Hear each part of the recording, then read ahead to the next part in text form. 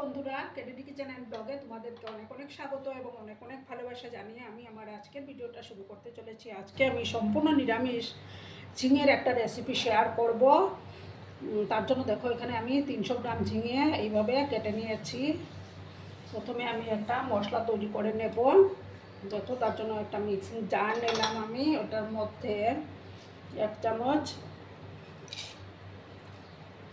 চারমগজ, তারপর 2 চামচ পোস্ত দানা দিলাম, তারপর দেখো 3টা কাঁচা লঙ্কা,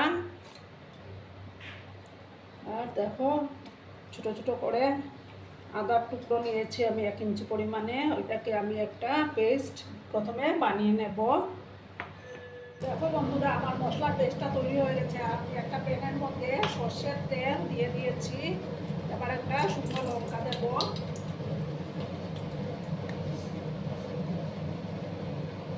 হাফ স্পুনের মতো কালো জিরে দিয়ে দিলাম।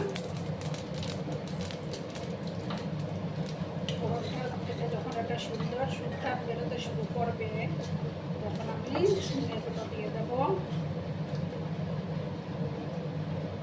আমি ঝিঙেগুলো দিয়ে দিলাম। ঝিঙেগুলো একদম কচি ঝিঙে।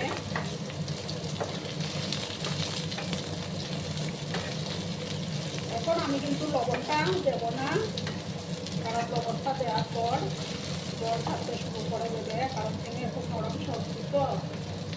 একদম হাই আছে, আমি এগুলোকে একটু ভাজবো।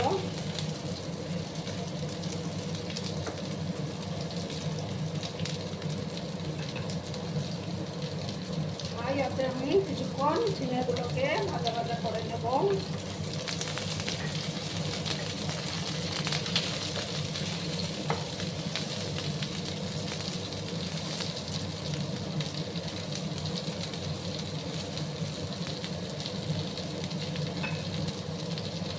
তিন 4 মিনিটের মতো আমি এটাকে একটু ভাজবো, তারপর আমি নেক্সট প্রসেস যাবো।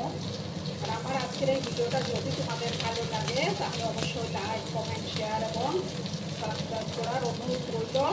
পুরোনো নতুন সব বন্ধুদের জানাই অনেক অনেক ভালোবাসা। যেসব নতুন বন্ধুরা আজকে ফার্স্ট টাইম আমার চ্যানেলে ভিজিট করছো এবং এখন পর্যন্ত আমার চ্যানেলটিকে সাবস্ক্রাইব করোনি, তারা পাশে থাকা বেল আইকনটি প্রেস করে রেখে দিও, যাতে করে আমার ভিডিও ছাড়ার সাথে সাথে নোটিফিকেশন তোমাদের কাছে পৌঁছে যায়। 2-3 মিনিটের মতো আমি ঝিঙেগুলোকে একটু ভাজা ভাজা করে নেব।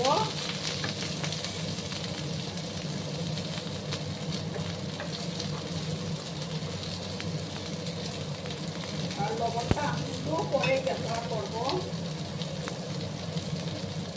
এবার আমি হলুদের গুঁড়োটা দিয়ে দেবো।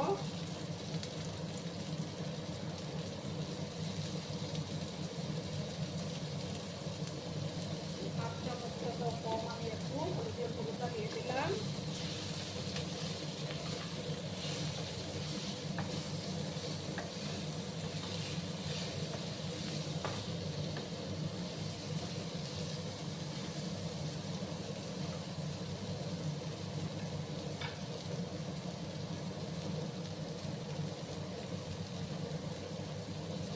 এবার দেখো আমি মশলাটা দিয়ে দিলাম।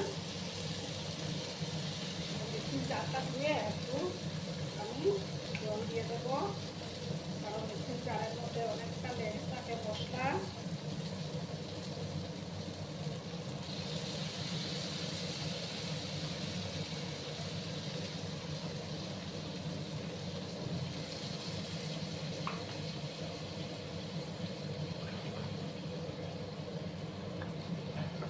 এবার কিন্তু আমি লবণটা দিয়ে দেব।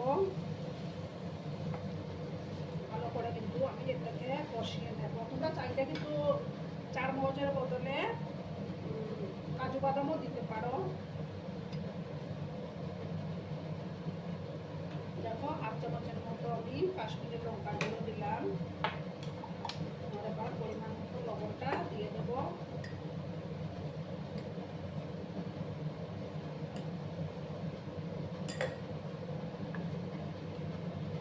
ভালো করে আমি সমস্তটাকে মিক্স করে নিলাম।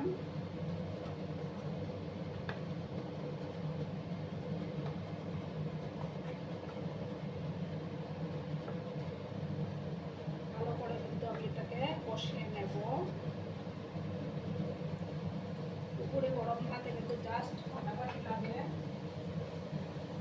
এবার দেখো আমি কিছুটা ব্রাশ করা পনির আমি এটার মধ্যে দিয়ে দেবো, যাতে টেস্টটা আরও ভালো আসবে।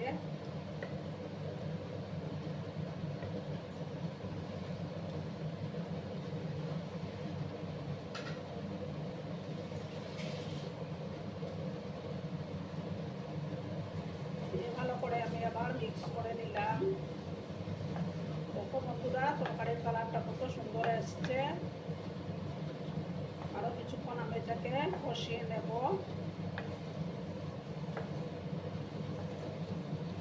গ্যাসের আঁচটাকে কমিয়ে আমি একটু সময় বসাবো। দেখো বন্ধুরা আবার আমি নাড়াচাড়া করে দিলাম। কারণ এটার মধ্যে চিনির বদলে আমি বেশি খন্ড দেবো, যেটা সুগার পেশেন্টদের জন্য ভালো।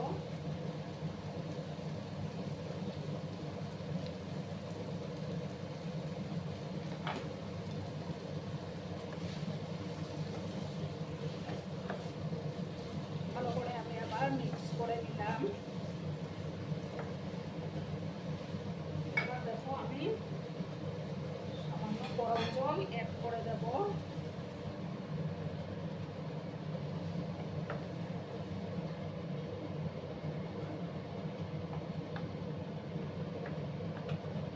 খেতে কিন্তু দুর্দান্ত হয় বন্ধুরা, তোমরা বাড়িতে অবশ্যই ট্রাই করো।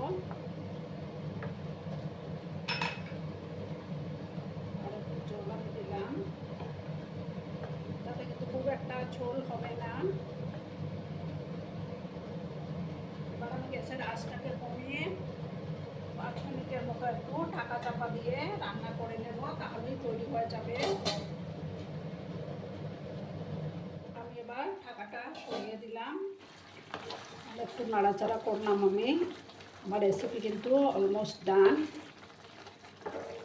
এবার আমি গ্যাসটা বন্ধ করে দিচ্ছি। বন্ধ করে আমি সার্ভ করে তোমাদেরকে দেখাচ্ছি। দেখো বন্ধুরা আমি সার্ভ করে দিয়েছি, কেমন হয়েছে অবশ্যই কমেন্ট করে বলো। কিন্তু তোমরা তোমাদের এই সুন্দর সুন্দর কমেন্টগুলো পড়তে আমার কিন্তু দারুণ লাগে।